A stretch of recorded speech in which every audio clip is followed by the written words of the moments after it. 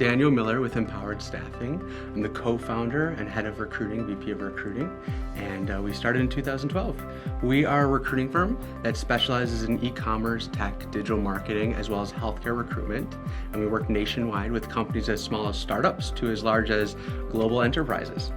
In the world of employment, right, there's only so much talent out there that's strong that, your clients, the people that want to hire, want to actually hire, right? And everyone is fighting for that same exact person. So the biggest challenge of today is contacting that top person in their field, pitching them on an opportunity that's actually intriguing to them, and trying to get them to go from one company to the next, when in this economy today, everyone's going after that same person. They're being bombarded by recruiters and companies. So it's about, how do you differentiate yourself and your company to intrigue that perfect person to come on board? Back in the day, it was all in the company's hands. Companies could, they could have a ton of options and tons of different employees to choose from. Now, you're lucky if you get 2 to 3 perfect people for your interview process to then make that hire. So it's all about finding the perfect person, creating very streamlined interview processes. Long interview processes, you're going to lose the candidate, right?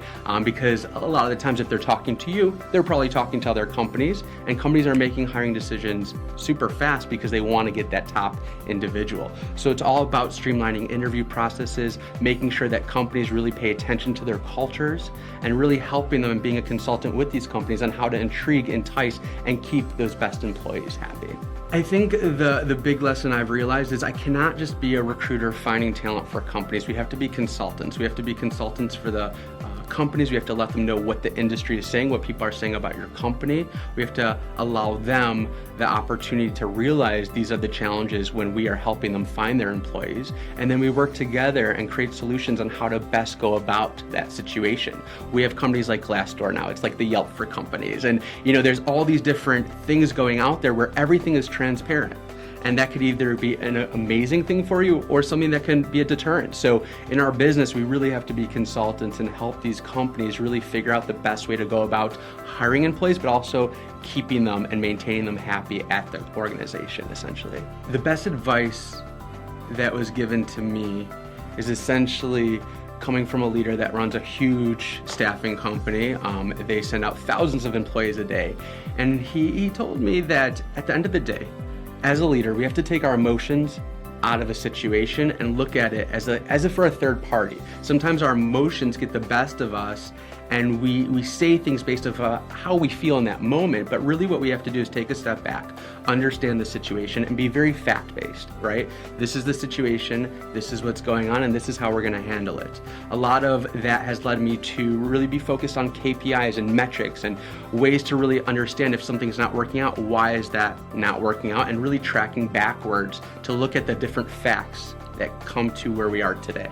So essentially, having more of a fact-based leadership style, it's allowed us to really cut through a lot of the minutia of emotion and find out the best way to go about a situation. At the end of the day, the goal is to find the best of the best. Human capital is the one thing that allows a company to succeed, to grow, and to continue, that successful track record. So human capital is why I'm in business. Essentially, I'm finding the human capital for companies all across, the board. And when we're engaging in conversations, we realize what things people want to see in companies, what they don't want to see, because we are conducting hundreds of interviews a day at my firm. So we're hearing it from the other side, right? So although I'm a leader in my company, I'm hearing what the employees have to say from other companies. And we take that to heart. And at our company, at Empowered Staffing, our goal is to create a very strong culture based off of what people want, not what my employees are necessarily telling me, but what the industry is telling us, right?